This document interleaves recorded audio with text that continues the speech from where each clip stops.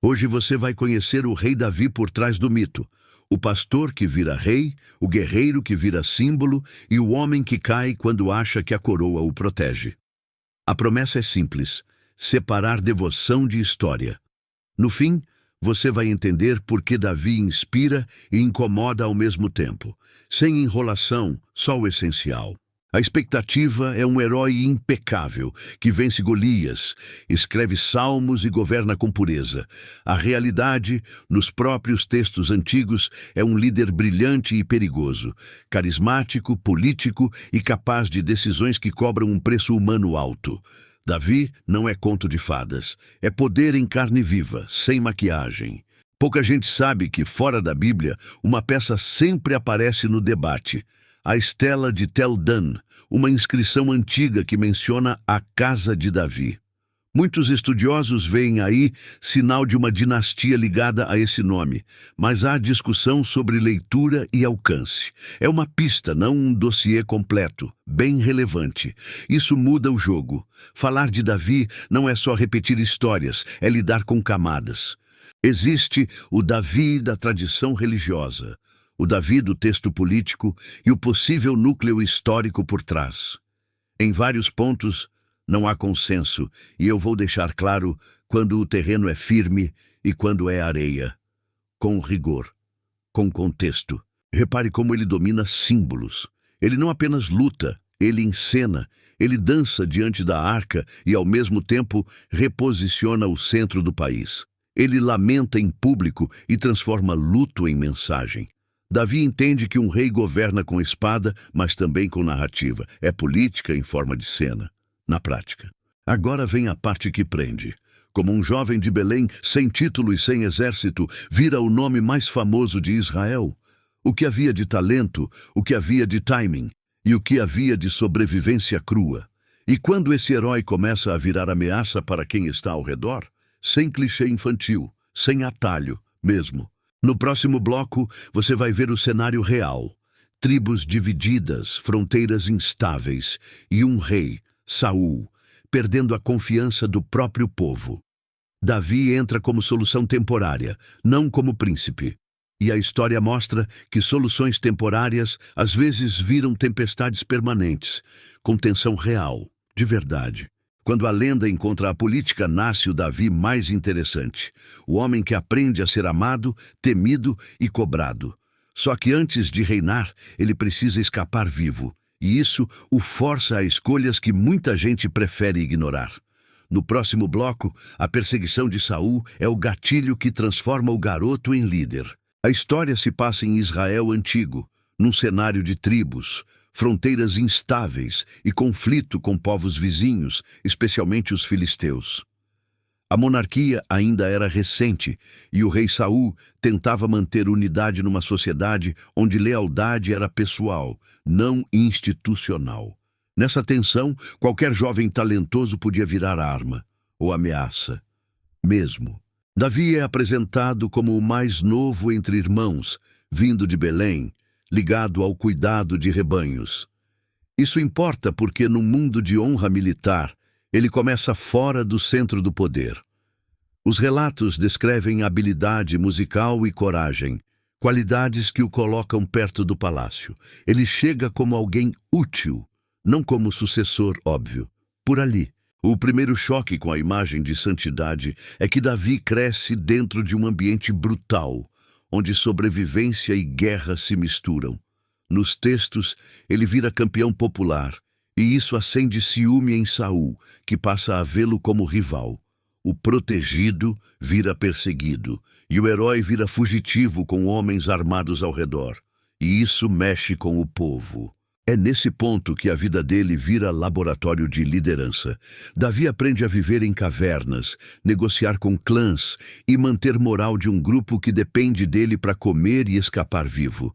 A tradição transforma isso em aventura, mas o subtexto é claro. Ele está construindo uma rede de lealdades enquanto o Estado desmancha, no osso. Há um episódio que contradiz a imagem do guerreiro sempre do lado certo. Em certo momento dos relatos, Davi busca abrigo entre filisteus e vive sob a proteção de um líder local. recebendo uma cidade para morar. A interpretação desse trecho varia, mas a cena mostra pragmatismo.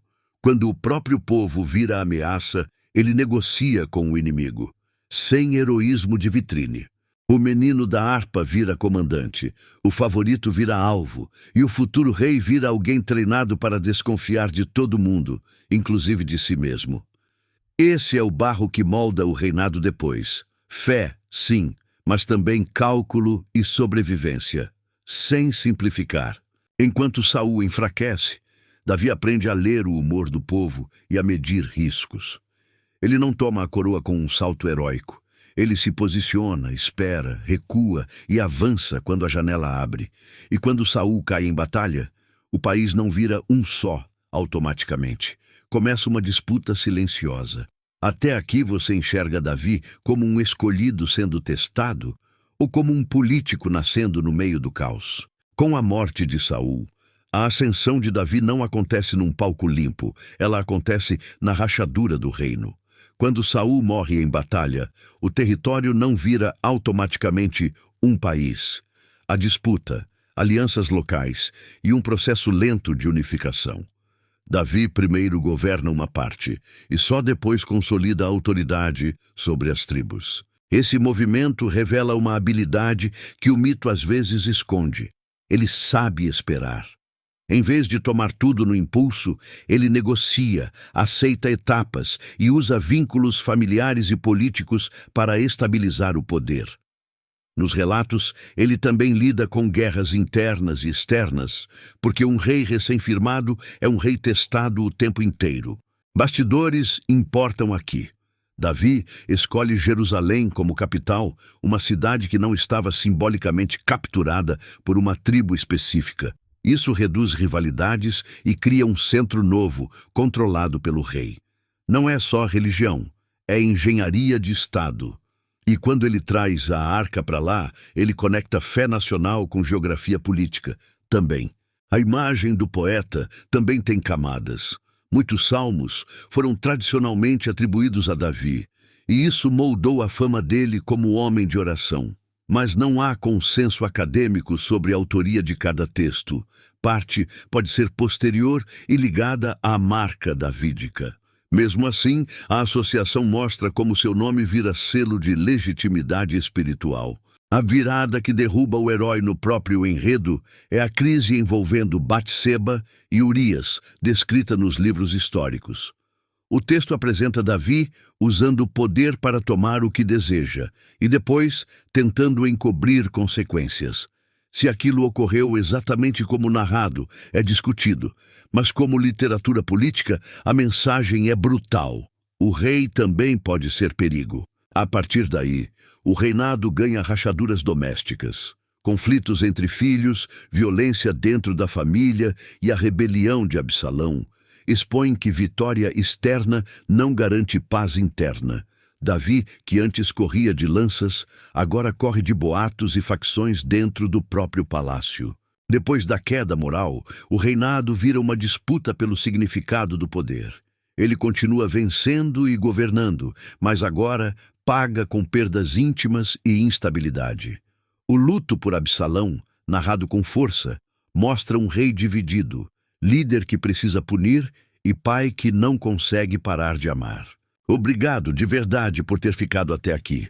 Você está vendo o Davi realista, brilhante, falho e perigoso, com cenas, decisões e consequências, sem mito nem vitrine, no ritmo que prende. E segura firme, porque o melhor ainda está por vir. É no colapso da própria casa que o legado dele fica mais claro. A consequência política é direta. Quando a família vira campo de guerra, o Estado balança. O rei precisa restaurar alianças, conter vinganças e evitar que o país se parta. Esse é o preço invisível do carisma. Quando a figura central oscila, tudo ao redor oscila junto. E cada decisão deixa gente satisfeita e gente esperando revanche. Mesmo. Reinterpretar um fato famoso ajuda a ver o quadro inteiro. A história de Davi e Golias costuma ser lida como fé contra força. Mas, mesmo dentro do relato, é também tecnologia e tática. Uma funda bem usada podia ser arma letal à distância. O milagre aqui caminha ao lado de habilidade prática e sangue frio. Uma curiosidade de bastidor que muda a leitura. A transferência da arca para Jerusalém não é só devoção. Ela cria um ponto de peregrinação e identidade nacional em torno do trono. Isso fortalece o centro político e reduz a chance de cada tribo criar seu próprio santuário concorrente. Em termos modernos, é unificar narrativa e território. Nos últimos anos, o texto bíblico ainda mostra Davi enfrentando crises, como uma praga associada a um censo, episódio de interpretação complexa e debatida.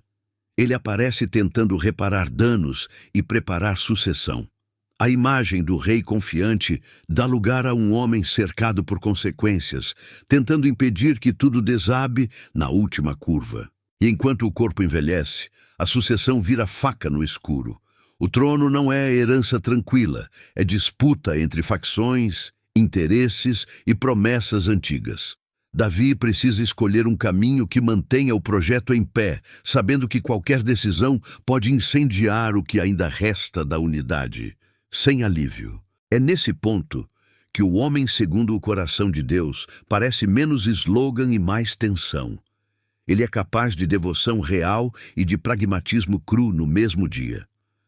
A grande pergunta não é se ele era bom ou mau, e sim como ele segurou um reino com as mãos já cheias de sangue e perdas. O fim se aproxima e a conta chega. Porque no desfecho, o que decide o legado de Davi não é um gigante caído, nem uma música famosa, e sim quem senta no trono depois dele, e com que custo. O legado de Davi é uma mistura rara de política, liturgia e memória. Ele vira referência para reis posteriores e, na tradição judaica, seu nome se conecta ao ideal de um governo legítimo. Em tradições cristãs, ele também é lembrado como parte da linhagem messiânica. O Davi, transmitido ao longo dos séculos, fica maior que o homem. Do ponto de vista histórico, há limites claros. Evidências diretas sobre a pessoa de Davi, fora dos textos, são poucas, e muito depende de arqueologia e leitura crítica, onde não há unanimidade. Ainda assim, a ideia de uma casa de Davi aparece em discussões acadêmicas porque certas inscrições antigas são interpretadas como eco dessa dinastia. Isso sustenta um núcleo, não a novela inteira. A verdade final é que o texto não preserva Davi como propaganda lisa. Ele preserva Davi como advertência. Ele pode ser corajoso e covarde, devoto e impulsivo, generoso e implacável. Isso faz dele um espelho. Poder não cria virtude. Ele amplia o que já existe. O mesmo talento que salva um povo pode arruinar uma casa. E isso é raro em histórias de poder. O insight humano e específico é este. Davi cai quando troca limite por privilégio. No deserto, ele depende de disciplina, prudência e prestação de contas ao grupo. No palácio, ele começa a confundir desejo com direito. Esse salto mental é o atalho clássico para a ruína de líderes. Quando ninguém te contradiz, você se autoriza a tudo, e a conta vem em família. Se você olhar sem idolatria, a história dele vira ferramenta prática de leitura de poder. Carisma cria seguidores, mas também cria cegueira. Símbolos unem, mas também manipulam. E reputação é frágil. Leva anos para construir e minutos para rachar. Davi ensina que liderança não é só vencer guerras, é sobreviver às consequências das próprias vitórias. E quando reputação vira religião, a crítica vira pecado. Agora eu quero sua opinião nos comentários. O que define mais Rei Davi para você? A vitória improvável no começo ou a queda no auge? Se inscreva para mais biografias sem maquiagem e assista ao próximo vídeo recomendado, porque ele mostra outro líder bíblico onde fé e política se misturam. E o final é ainda mais desconfortável.